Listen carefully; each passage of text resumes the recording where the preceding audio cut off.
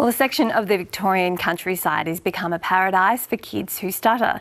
Camp Say is a 4-night adventure for children and teens aged between 8 to 18. It's a safe space for young people with a stutter to speak as much or as little as they want. Let's take a listen to some of the campers. It's just fun how you get to speak the way you want to speak. Happy here. I still want to come to this camp because it is such a good camp. If I'm speaking somewhere like big outside of camp, then sometimes I feel a bit nervous. It was really nice to hear one more person stutter for the first time. Yeah, it's like, all right, so it's not just me. Yeah. For more, let's bring in the camp director, Rich Stevens. Rich, very good morning to you. Hello, good morning. How important is this camp for those kids in that it provides them with a safe and accepting place? Yeah, look, it's crucial. I'm a person who has a stutter, and I remember when in my childhood, I didn't know anyone else who had a stutter. So a lot of the children who find our space are kind of in the same boat, really. They think they are the only person in the world who has a stutter, and what that can lead to is a lot of, isolation, a lot of loneliness, a lot of confusion as well, and a lot of feelings of not belonging to a community and feeling like you have to change the way you speak to fit into the general world. So, and unfortunately, a consequence of that, which is a tragic kind of consequence, is they silence themselves for fear of being and kind of bullied or made and kind of fun of. So at camp, they come here, and a lot of them don't know anyone else who has a stutter, and they come to this space, and there's kids who just sound like them, kids who have a stutter, and their world is blown because they realise they're not the only one in this world, and how they speak right now is beautiful. Take us through your experience, Rich. You've had a stutter since the age of 4. How challenging has it been for you over periods of time?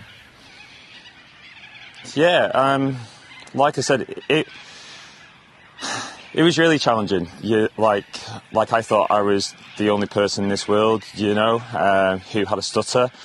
A lot of people who have a stutter, from the stories I've learned from other people and from my own experiences, that almost everyone who has a stutter, you find it hard to say your name. And you think of how many times you have to, introduce yourself, and your name is part of you. Not being able to say your name, even in class, you might know the answer to a question, but the fear of raising your hand and speaking and getting the negative reactions from people can really cause you to be silent because you don't want to be found out, I guess. So as a kid, it was tough. But as I said, one of the hardest things was I just thought it was me. I didn't know there was 80 million other people around the world who had a stutter, and that's all I really wanted to do, really. I just wanted to hear another stutter and just to meet another child like me who I could just speak with and, just hang with and just know I wasn't the only one.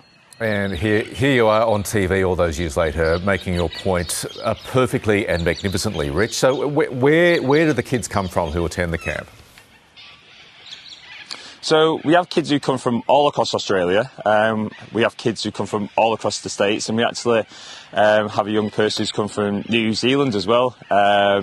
So that's great because, and especially during the COVID years, we were doing programming online. So these kids were meeting online from all these other states.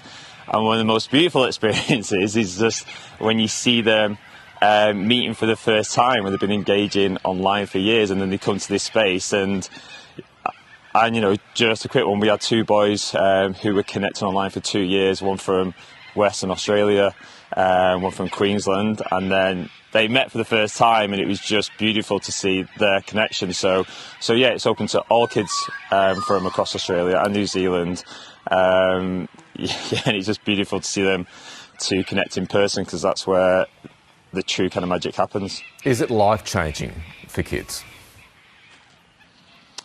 Yeah, it's it is life-changing. We provide the unique experiences, like I said, for a lot of kids who stutter don't meet another person. They don't hear a stutter in the media, they don't read a stutter in books. So when they come and they just see, they hear other people who have a stutter. You know, half of our staff are people who have a stutter as well. And what you find is the connection, this sense of finding a community. It's instant. And these kids, what they do, they're just having conversations. They're being kids. They're talking about, you know, sport, the books they love, the films they love, and just that freedom to know that they can speak in this space without people, you know, really caring how they say the words. People just care about the words that they say. So yeah, it's truly life-changing. And then we see the transference of the confidence here to when they go back home into their everyday life, especially at school as well. So yeah, it's the trajectory that we see, the positive, it's instant. It's instant when they just meet another person who sounds like them.